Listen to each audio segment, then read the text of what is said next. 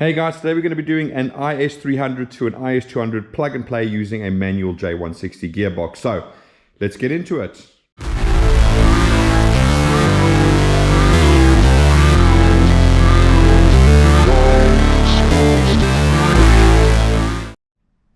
Right, so as discussed, this is a IS300 being made plug and play into an IS200 using a J160 manual gearbox.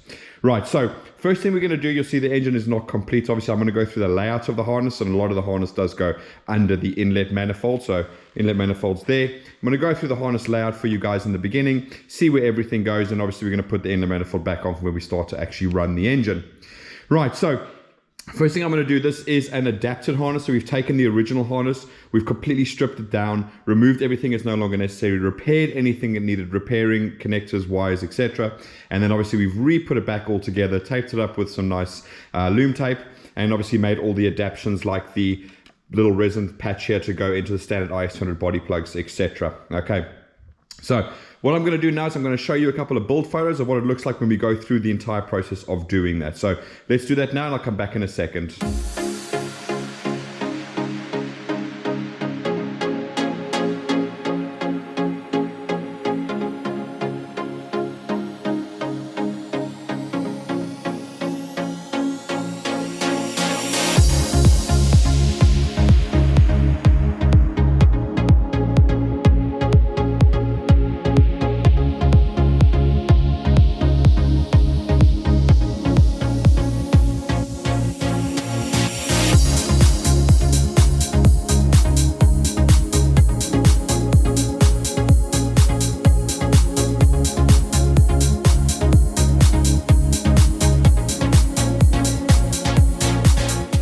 Right, so that's what we go through. You can see the whole harness gets stripped down, all retaped up and everything. We make sure everything is 100%. Right, so in terms of the layout that we're going to go through now, I'm going to start here at the ECU box, work our way up along there, and then we're going to go around that way, and then obviously over there, and then on the other side over there. So starting off on the ECU end, really nice and simple. The ECU's only got 5 plugs.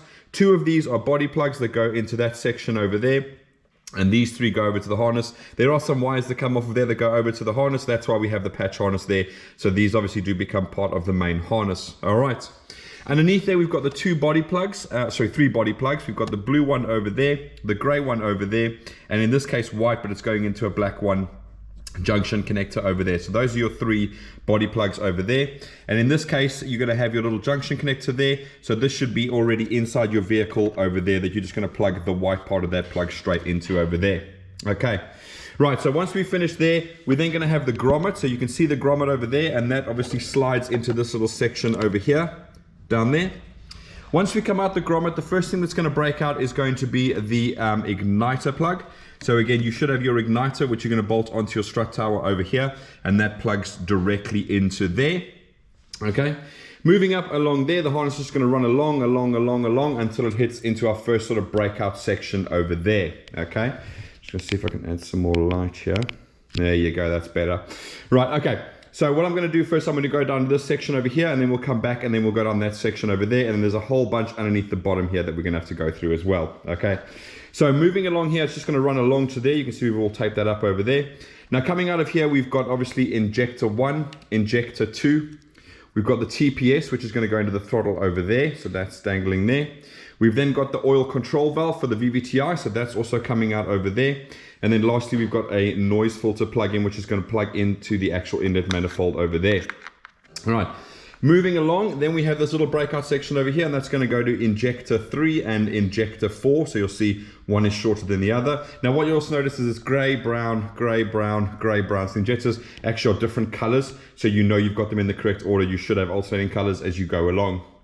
Right, now what you can't see is underneath here, there's a little breakout section over there. So I'm going to go down over here so you can see more or less what comes out over there. Let me see, I might have to turn it sideways a bit. Right, so now we've got basically this little breakout section over there. It's going to come off there and go to an earth point that's going to bolt to your inlet manifold over there. It's also going to come off and go over to your ACIS solenoid, and that plugs in over there. And then coming down over here as well, you've then got the wire that's going to your starter solenoid. And then underneath there, if you can see, there is the knock sensor. So that's the other part of the section that comes out of this little harness over here. So that pops through the little gap in your first part of your inlet manifold over there. All right, so moving along, obviously this little plastic piece bolts down there and there. So that's where that's going to bolt down onto your inlet manifold, nice and straightforward. And then at the back here, just before the back, there's a little wire that pops out there, and that goes to your purge valve, which is again going to be on your inlet manifold over there. Popping out the back here, we're going to have injector 5, injector 6, and your cam sensor that goes right in over there. Okay. Lastly, we've got our gearbox harness. So again, obviously we've changed over to the modular style gearbox harnesses, so that you guys, if you change gearboxes, it's not a major issue. We just need to change out your sub harness. In this case, it's a J160 that they're going to be using. So again, we've got the J160 speed sensor plug there, and we've got the J160 reverse plug over there as well. All right, so that's the gearbox harness section. Really, really nice and simple and easy. So that's now covering this section over here. What we're going to do now is we're going to move to the bottom over here. So you'll see underneath at the bottom of the plastic here, there's a big section. There's quite a few wires that come out there. So I'm going to go through them one by one with you guys quickly. So looking first of all over here, you've got your coolant temp sensor. So that's hidden away in the head over there. Ignore that coolant temp sensor. You guys won't have that. That'll just be like a brass blanking plate in there. Down at the bottom here, we've got our other knock sensor. So that's knock for bank 1. Okay. Also coming out of here, we've got our other earth. So that's going to bolt again to your inlet manifold over there. We've then also got our oil pressure switch. So that plugs in directly over there. We also have our oil power steering fluid pressure sensor. Now you can see I'm just using an old IS200 pressure map sensor. This is because if you guys, when you're doing the swap, you're not carrying over the piping from the power steering. So in other words, you're going to lose this pressure sensor. Just plug something like your old IS200 map sensor into it. It just gets rid of the code for you guys, as long as it's getting a signal over there. But obviously if you guys are moving all the power steering lines over, then you will have access to this and you can plug it in and it'll do its job as it is supposed to. Okay, right, we also have aircon. So that comes down over there and plugs into your aircon pump over there. And then lastly, right at the bottom over here, we've got oil level sensor. So that plugs in directly over there. Okay, also coming out of here is your alternator cable, and that runs along here down through there, and that's going to bolt in directly into your fuse box over there. It's got a little plastic cover and everything ready to go. Right, so let's move across now. You've got a plastic framework that comes across the front over here, and the first thing that breaks out over there is going to be your coils. So you've got one plug going to over there. Now that's actually ignition 2. So remember the firing order is 1 and 6. So you see that one has a long HT lead going to cylinder 1. So 1 and 6 fire together at the same time because it's wasted spark. 5 and 2 fire together at the same time, and 3 and 4 fire together at the same time. So that's how the wasted spark setup on the 2JZ works. So in actual fact, when you're looking at this one is actually ignition 1 because it's 1 and it's 6 and 1 together. This one is actually ignition 3 because it's 3 and 4 that are together. And this one is actually ignition 2 because it's ignition 2 and 5 fire together. So it's like a little bit of a weird setup. It's not like 1, 2, 3. It's basically 1, 3, 2. Okay. Right. So that's your coils that come out there. Moving along down to here, then we're going to have a breakout coming down to the bottom over here. This is where you're going to have all the bits and bobs are sitting down in the corner here. So first of all, we've got our crank sensor plug, and that plugs directly in there. We've then got our 3-pin alternator plug that plugs directly in there. We've also got the main alternator 12-volt supply, so that bolts into your alternator right over there. We also have your Lambda sensor. Now what you'll notice is because of the remap we do on the ECU, and we actually remap out the secondary Lambda sensors, so you'll see now there's only one plug left in here just for your bank 1 sensor 1 sensor, a Lambda sensor. That's it. All right. And then last but not least, there we've got your mass airflow sensor plug. So again, once we put the intake and everything on, we've got a whole air box and everything, and this will then plug into the mass airflow sensor. All right. Moving along over here now, the first plug you're going to come across is that's going to be your drive-by-wire plug. So that's going to plug directly into the throttle over there. Next up is going to be your accelerator position pedal. So remember the 2JZ VVT-Is are drive-by-wire. They just have a cable as well. So effectively that's going to plug into where your cable goes, and that's an accelerator position sensor plug. And then last but not least, you've got your bank 2 sensor 1 Lambda sensor, and that plugs in over there. And usually you guys have a bracket that bolts onto here. and that obviously sits inside there like so. Okay, right, so that's basically the entire harness. So remember with these ones, because we remapped out the secondary Lambda sensors, you're no longer going to get P0420 codes. You can get rid of the catalytic converters if you want, and you're only going to be running bank 2 sensor 1 and bank 1 sensor 1. That's all that's left on the harness there for you guys. Okay. Right, so basically that is it. Everything else is relatively straightforward. You're going to have in your car, obviously your main power from your starter motor to the positive side of your battery, and that's basically about the only extra thing that you need to add on, apart from your earth. So usually you have a bar that runs down from there to there, and I think on there is where your earth point is, where you actually bolt your earth to go to your block for your starter motor. All right, so just make sure you have that. Now usually you'll see you have this fitting on your IS200. It's the main earth cable, and it goes straight down the bottom. It then bolts to the chassis underneath the battery, and then it actually pops out over here, and I'll show you there. There's the cable over there, and you usually have that one over there. So that's the one you want to stick to your block, all right? And then don't forget that you do have the earth that's on the back of the firewall. So if you have a look here, I've obviously removed it, but your brake pipe that runs across to over there, on that is another earthing point, and usually it comes from this bracket, and then it goes straight from there to the firewall there. So those are kind of the two earths that you need to put on. And then lastly, I think, is the one from the gearbox. There's usually like an earth braid down at the back of the gearbox that goes from there to the chassis leg over there.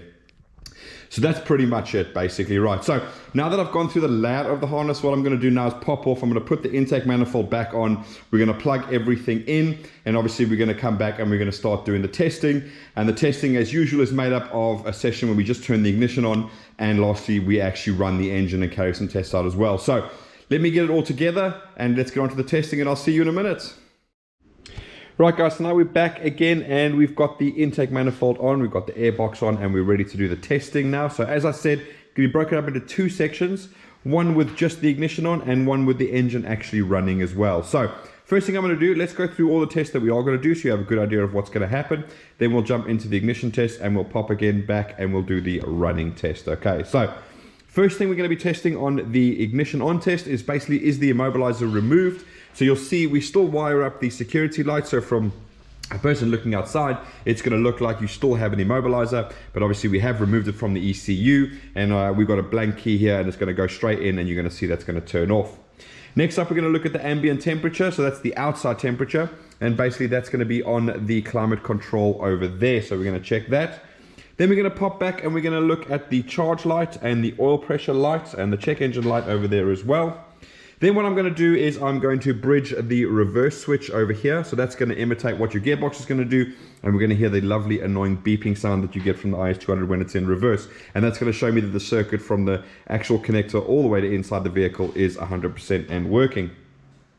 Next up, I'm going to use my machine, my little device here, to output a speed signal so we can see that actually working on the dash as well. So that's going to be that. Next up, we're then going to pop over to my diagnostics OBD2 machine. We're going to make sure that connects, make sure that it picks up that it's an IS300. And again, we are connected directly inside the vehicle where your standard OBD2 port would be. So there's nothing added. There's no extra OBD2 port you're going to need. You're going to plug in exactly as you did before you swap the IS300 engine in.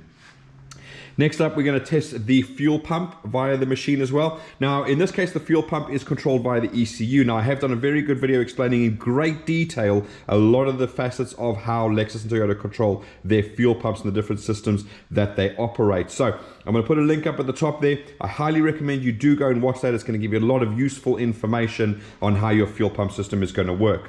What I'm going to do, though, is I'm going to activate the fuel pump via the machine, and you're going to hear that kick into action, and that's going to let me know that everything is wired up correctly and the ECU can control the fuel pump itself. Lastly, we're going to move over to the AC system. So I'm going to be testing the AC clutch. So I'm going to use the machine to get the ECU to output the AC clutch signal. You're actually going to hear the clutch on the AC compressor click into action, and you'll hear the relay in the relay box behind the headlight actually activating and clicking there away. Then lastly, what we're going to do is we're going to go and press the AC button inside the car. And basically what I'm looking for is I'm looking for the ECU to recognize the AC signal. So I'm going to go to the live data, and you're going to see that the AC signal is going to be turning on and off as I press that button on and off. Right, so that's the testing with just the ignition on. Then we're going to move on to actually running the engine. And the first part of that test is making sure it starts. So what I mean by the starter circuit is basically where keys should already be in there from the ignition test. We're going to move the key to the start position and the engine should turn over and start. Okay, so that's just making sure that that whole circuit from the key barrel all the way to the actual ECU box is working exactly as we expect it to. Next up, we're going to test the drive-by-wire. So that's a nice simple test. We're just literally going to rev it, and you're going to see it's working straight away. So this is obviously Toyota's first iteration of drive-by-wire. So in actual fact, you can hear that's not moving any butterfly valve at all. But if I get right to the very end, so you can see at the very end of the pedal travel, there is actually a connection to the butterfly valve. Now that should never touch if the system is working correctly, because obviously the throttle blade would be fully open by the time you get to the fully open position. But it acts as a kind of like a limp mode to allow you to have a little bit of throttle at the end in case the throttle ever was to shut down. All right. So that is the drive-by-wire test. Next up, we're going to test the acoustic control induction system. So what I'm looking for is this little valve here is actually going to move. I'm going to do it via my machine. I'm going to press it to turn on and off, and you're going to see that little valve is going to move. All right. I do have a video explaining how ACIS or acoustic control induction system works. I have a view on a UZ motor to show you exactly how it works and what the internals are doing. I don't have one on the JZ. I haven't pulled one of these apart yet, but I'll put a link for that video so it explains the concept of basically what it's doing, so you guys can understand why that's important to be working. Okay. Then we're going to do, again, I'm going to go over to my machine and I'm going to test the oil control valve. So that's for your VVT-i. So my machine, what it does is it retards and advances the cam. So it sounds like a really lumpy engine when I do that. So that's basically what we're looking for when I press the button to test it out. Then what I'm going to do is I'm going to go to each injector. I'm going to pull out the injector one by one, and we'll hear the misfire as I do that. And that's going to then indicate to me that every single cylinder is firing not only the injectors, but also the coils exactly as I would expect it to. Then next up, we're going to pop back over to the gauge here and we're going to look at the tacho signal. So basically whether we're getting a rev counter signal there. I'm also going to look at the coolant temp. Okay, and that should be giving us a coolant temperature sensor reading as well. So again, coolant temperature for the dash is being communicated via MPX from the ECU. So we do want to make sure that that is working. Then lastly, what we're going to do is when we come back here, you're going to see hopefully we've got no check engine light on the dashboard. I'm going to go in the machine, show you that there's no diagnostic trouble codes, no pending, no current, etc. Now, as I said, we have remapped out the entire automatic gearbox, so there are 0 codes in relation to that. It is running perfectly fine without it. In fact, we've obviously increased power slightly, made the throttle more responsive, and we've also removed the secondary lambda sensor, so you guys can do what you will with that, remove the cats or whatever. Obviously, I'm not telling you to do anything, but you can, and you won't get any codes for it. All right, so that's basically that. So first thing we want to do is jump into the actual testing now. And first thing you want to do is check the immobilizer removal, okay? So this is just a generic key that I have lying around here. Obviously not the customer's key for his car. So basically what we're looking at is you'll see we've got our security light flashing over there. And all I'm going to literally do is put the key in the ignition barrel. Now I do have videos explaining how the immobilizer system works for you guys that do actually keep the immobilizer. But yeah, so what I'm going to do now is as I insert the key,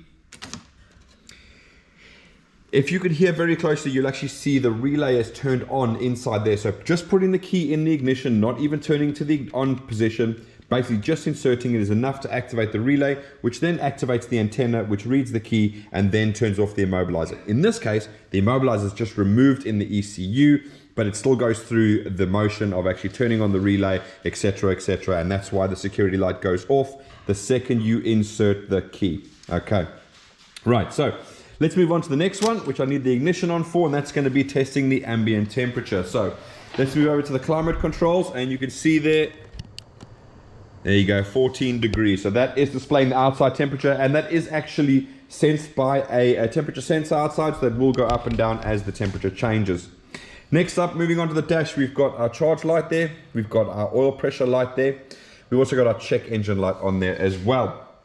So next up, let's move on to the reverse. So all again I'm going to do is literally bridge the reverse switch. So give me a second while I insert that wire. Okay. Oh, popped out there. Right, so all I've done is bridge the switch, and we can hear the reverse buzzer going off there. So super happy with that. Next up, we want to do the speedo. So again, I'm going to use my little device. It allows me to test all 3 wires of the speed sensor, which is quite good. So again, these are like what we call a Hall effect style speed sensor. So again, we are looking for a 12 volts, a ground, and a signal coming back into the vehicle. Right, so what I'm going to do now is activate my device and put it into test output mode, so it outputs a signal that the speedo cluster can recognize. So bear with me a second while I do that.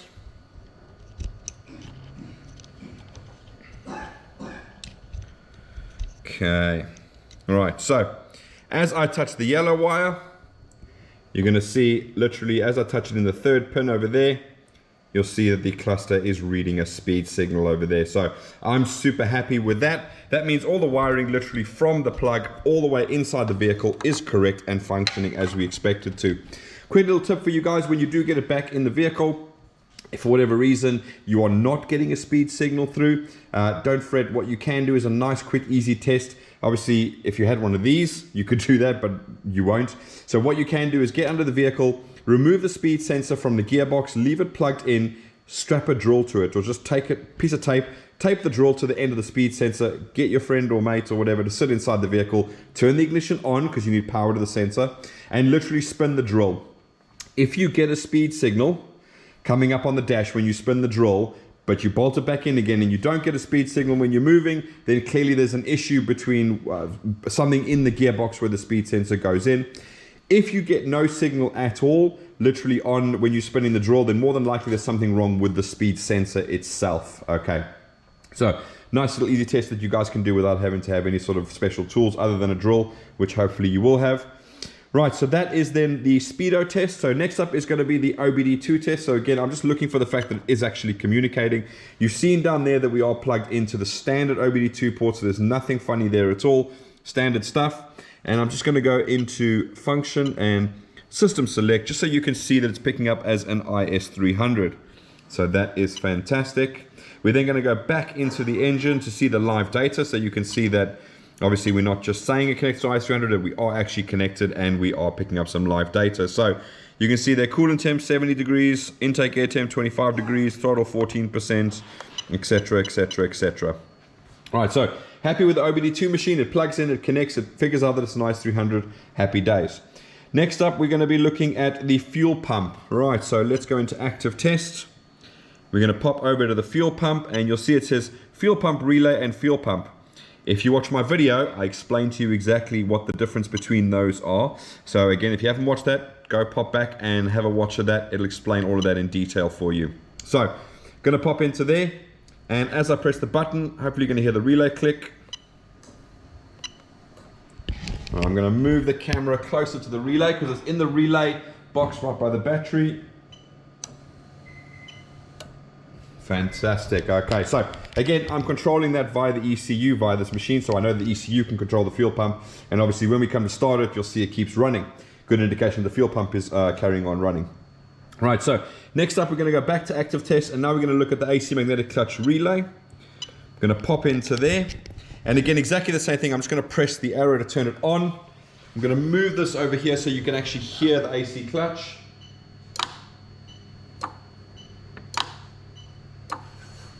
Fantastic. Okay, so next thing I want to do obviously is I want to go over and check whether the signal from inside the car is making its way to the ECU. So you can see over there I've got AC signal and it's currently in the off position. As you can see, the AC light is off as soon as I press the AC button. Pop back over there and now you can see AC signal is showing as on. I'm going to move here and I'm going to press it off. Come back over here and you'll see AC signal is now showing as off. So as far as I'm concerned, obviously everything from the signals and the output side is working correctly. Obviously, you do have to have everything else in the system working correctly. The only other element to the system is basically a pressure switch that lives in the front by the condenser. As long as that is working, as long as you have everything gassed and it is running at the correct pressure, then your aircon will work as per standard. Okay, right, so that's all the tests with the ignition on. So I'm just going to pop away quickly, get it ready, and then we're going to move into doing the test when the engine is actually running. So I'll see you guys in a bit. Right guys, so now we're back again, and now we're going to be doing the testing with the engine actually running this time. So we are going to be firing it up. It is noisy, it's just running these manifolds over here, so there's no exhaust or anything, but the GoPro does make a good attempt at picking up my voice in the background as well. So usually you can hear me as we go along. But just a quick recap, because obviously we went through quite a lot with just the ignition on. We're going to be testing it by just turning the key for the starter circuit. We're going to rev it by just obviously revving the engine like that. The ACIS, we're going to go back to the machine. We're then going to activate that little solenoid over there, and hopefully you'll be able to see that on the camera moving as I do that. And then obviously we're going to be testing the oil control valve. So that's the oil control valve over there. I'll be again using the machine. The engine's probably going to die when I do that, so you probably have to hear me have to restart it and so on.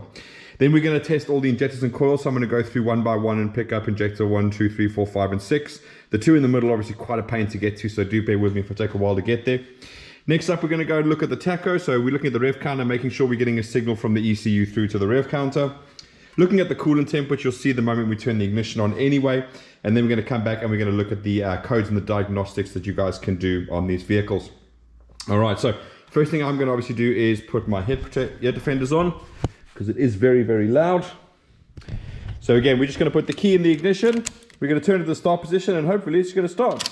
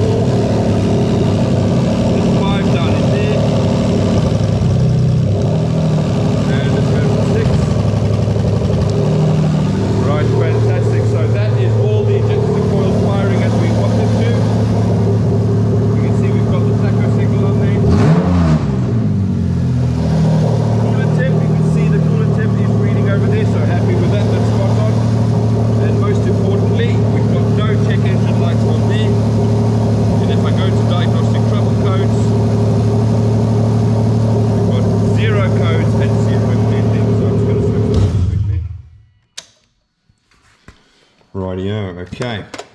So, as you can see, we've got no diagnostic codes, we've got no check engine light when she's running, so you can see she's got no automatic gearbox connected, so that has all been remapped out. We've got 0 codes for the automatic gearbox, and we've got 0 codes for the secondary lambdas. Everything else is plugged in, so it'll be working as per normal, okay? So, the main way of doing codes obviously is with your OBD2 diagnostics, and I just want to check quickly because we might be able to do the diagnostics via the check engine light. But I know with these IS300s, it can be a bit hit or miss. So bear with me a second quickly. Before I say yay, I'm just going to check it on here. Alrighty. And then I'm going to speak about what this does as well anyway, even if it doesn't give us the check engine light code. So bear with me a second. Yeah, so on the IS300, unfortunately, on the IS200, you can do it. And it'll cause the check engine light to flash. And you'll be able to read the codes from there, but unfortunately in that case, no, you will need your OBD2 machine to read any of the codes in the ECU. So that is just with the IS300s. Right, so what you can notice is the throttle is getting a really funny buzzing sound, right? What's happening right now is with the pins that I have bridged quickly, which is basically TC or trouble codes and ground, it's put it into diagnostic mode. Now, as I said, on the IS200s, 1JZ VVT-i, etc., it will actually cause check engine light to flash, and you can read diagnostic codes the really old-fashioned way, if you will. But alas, it is not completely useless on these ECUs over here, because what putting it in diagnostics mode does as well is it locks the timing at 10 degrees. So if you see down here, let me see if I can get a brighter light on there. There you go. So you see your markings down there. You've got 0, 5, 10, and 15 degrees. And obviously you've got a marking on the crank pulley as well. Be careful, there's 2 markings on a JZ crank pulley. So make sure you do have the right one. Usually one's marked in yellow and one's marked in white. But anyway, so the point is that there's 2 ways of doing it. One, if you've got a pre-2001 IS200, you'll have this little diagnostics port or diagnosis port on the front of this fuse box over here. After 2001, this diagnostics port fell away and you just have the fuse box over there. But you can technically go to your OBD2 port and you can bridge pin 4 and 5 and 13. So 4 is ground, 5 is ground, 13 is TC, okay? So that would be useful if you were trying to look for the fact that maybe you think you skipped a tooth or the timing is not absolutely 100%. And funnily enough, I literally stopped the engine with the timing marks dead on. And so you can see that's why it's over there. Well, nearly dead on. My timing might be a little bit off. Right, but anyway, so that's basically that. So you can check the timing with a timing light. And you do have the luxury here of having a proper HT lead. So you can actually literally put a lead from a timing light around there. Go down here and then you can check the timing exactly as it should be over there. Okay, so important bit is obviously don't leave the wire in there if you do that to check the timing, because you are locking the timing at 10 degrees. That is part of the diagnostics situation when you bridge those wires. So if you do lock the timing at 10 degrees, obviously you're going to have no power and therefore it is going to drive absolutely horribly. Okay, but anyway, so let's get this off for Conor so he can get it back to his vehicle, get it all up and running, and he can start enjoying his IS200 swapped to 2JZ. All right, but everyone else, thanks for watching, guys. If you have any more questions, please let me know. If you're interested about the remaps we do on the IS200 ECUs, I have done a couple of videos on that. So again, you can go through the catalog and you can see a couple of other IS200 swaps. I think the first couple of ones I went into a lot more detail of exactly what we do. So I'm not going to repeat myself again and again and again. But if you do want some more information, you can message us on Facebook. And yeah, but thanks for watching, guys. And we'll see you again in a bit because we've got another harness exactly like this one. See you now. Bye-bye.